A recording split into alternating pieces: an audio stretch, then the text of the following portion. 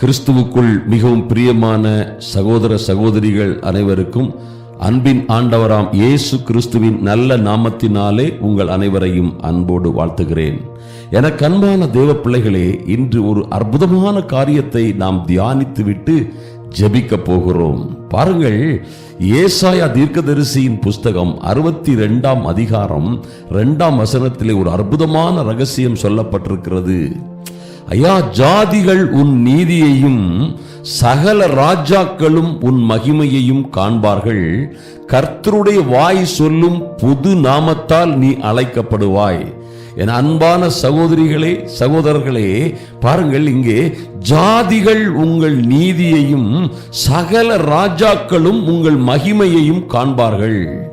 எப்போ ஜாதிகள், ஐயா, ஜனங்கள் உங்க நீதியை காண்கிறார்களோ, உங்க நீதியை, உங்களிலே வெளிப்படுகிற ஆவியின் கனிகளை, உங்க நல்ல குணங்களை, உங்க ரட்சிப்பினால் வருகிற நீதியின் கனிகளை உங்களிலே ஜாதிகளும் ஜனங்களும் எப்பொழுது காண்கிறார்களோ அப்பொழுதே சகல ராஜாக்களும் மேன்மக்களும் மகிமையானவர்களும் உங்கள் மேல் இருக்கிற மகிமையை காண்பார்கள். ஐயா, உங்க நீதி பாருங்க, அதனால் தான் வேதத்திலே சொல்லப்பட்டிருக்கிற ஏசாயா 63 கர்த்தர் சொல்லுகிறார், உன் வெளிச்சத்தின் இடத்திற்கு ஜாதிகளும் உதிக்கிற உன் ஒளியின் இடத்திற்கு ராஜாக்களும் நடந்து வருவார்கள்.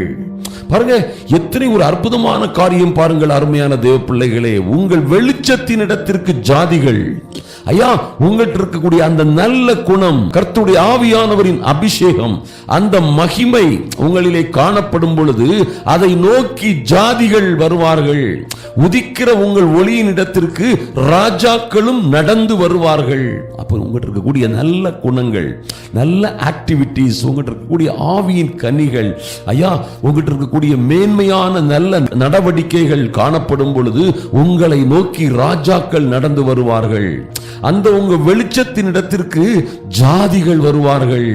பாருங்க, எத்தனை அருமையான காரியம் பாருங்க. ஜாதிகள் உங்கள் நீதியையும், ஐயா, உங்க நீதியை ஜனங்கள் கண்டாங்கன்னா உங்களை நோக்கி யார் வருவா? சகல ராஜாக்களும் வருவார்கள். அவர்கள் ராஜாக்கள்னா ராஜாக்கள் மாத்திரமல்ல, மேன்மக்கள், நீங்க பெருமையாய் மேன்மையாய் எண்ணிக்கொண்டிருக்கிற ஜனங்கள் உங்களை நோக்கி வருவார்கள். உங்கள் குடும்பத்தை, உங்கள் பிள்ளைகளை நோக்கி வருவார்கள். கர்த்தருடைய வாய் சொல்லும் புது நாமத்தால் நீங்கள் அழைக்கப்படுவீர்கள். அதான் கர்த்தர் பாருங்க, உங்க நம்ம மேல வைராக்கியமா இருக்கிறாரு.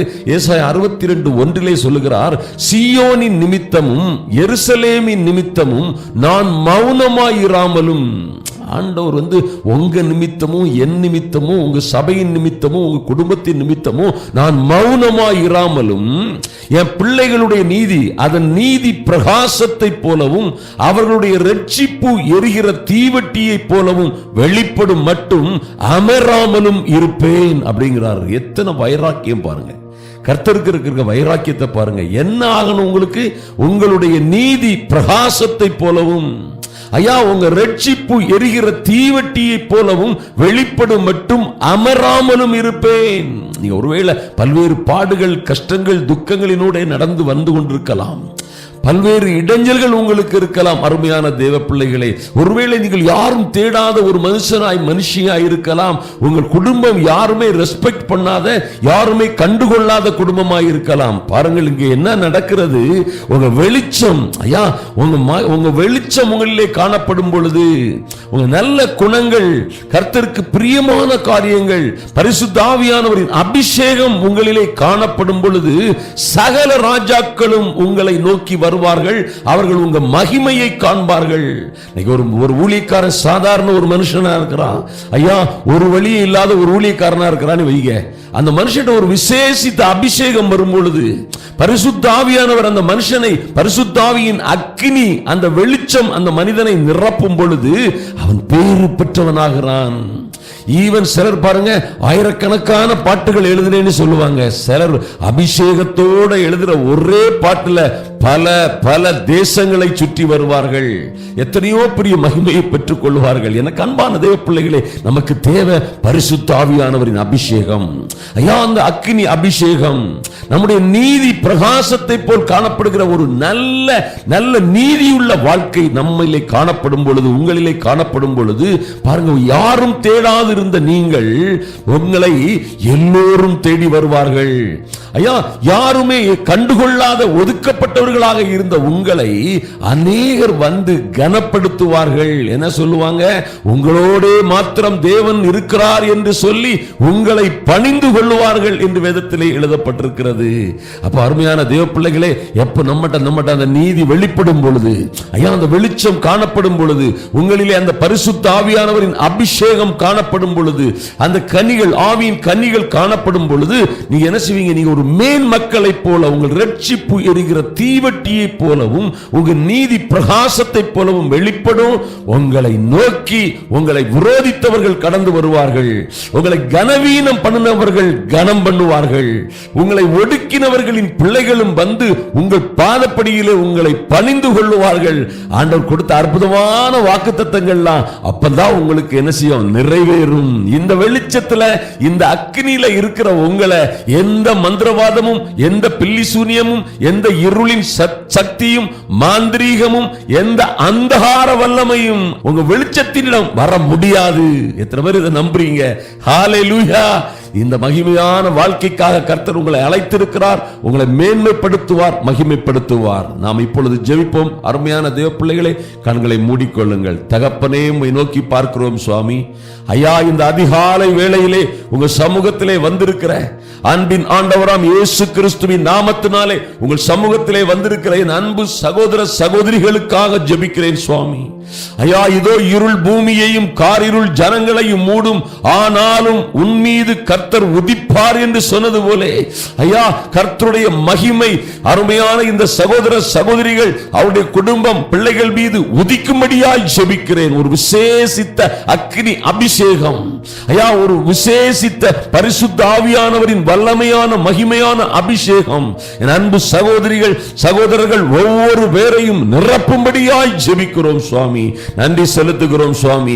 ஜாதிகளும் ஜனங்களும் ஐயா, இவர்கள் நீதியை கண்டு சகல ராஜாக்களும் ஐயா, இந்த அருமையான சகோதர சகோதரிகள் மேல் இருக்கிற உம்முடைய மகிமையை கண்டு உம்மை புகழத்தக்கதாக, உம்மை துதிக்கத்தக்கதாக, உம்மை ஆராதிக்கத்தக்கதாக கர்த்தர் இந்த பிள்ளைகளை மகிமைப்படுத்தும்படியாய் ஜெபிக்கிறோம் சுவாமி. இவர்கள் நீதி பிரகாசத்தை போல வெளிப்படட்டும் சுவாமி.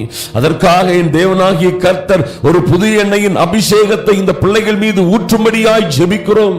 ஐயா, இவர்கள் மீது இருக்கிற எந்த இருளும் ஆதிக்கம் செலுத்தாதபடி, எந்த அந்தகார சக்திகளும் இவர்கள் மீது, இவர்கள் குடும்பத்தின் மீது ஆதிக்கம் செலுத்தாதபடி, இவர்களுடைய ரட்சிப்பு எரிகிற தீவட்டியை போல பிரகாசிக்கட்டும். நீதி பிரகாசத்தை போல் எழும்பட்டும் சுவாமி.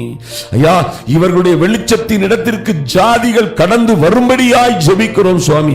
இவர்களை விரோதித்தவர்கள், இவர்களை ஏளனமாய் பேசினவர்கள், இவர்களை விட்டு காரணம் இல்லாமல் பிரிந்து போன யாராயிருந்தாலும் சரி, அது அவர்களுடைய கணவனாயிருந்தாலும் சரி, ஐயா, அவர்களுடைய பிள்ளைகளாயிருந்தாலும் சரி, மனைவியாயிருந்தாலும் சரி, யார் இவர்களை அற்பமாய் எண்ணி புறப்பட்டு சென்றார்களோ, என் தேவனாகிய கர்த்தர் இந்த பிள்ளைகளை மகிமைப்படுத்தி மேன்மைப்படுத்தி இவர்களுடைய வெளிச்சம் பிரகாசத்தை போல் காணப்படும் பொழுது அவர்கள் எல்லோரும் இவர்களை தேடி வருகிற அந்த அனுபவங்கள் உண்டாகட்டும். வாழ்க்கையிலே ஒரு நல்ல டிரான்ஸ்பர்மேஷன் உண்டாகட்டும் சுவாமி.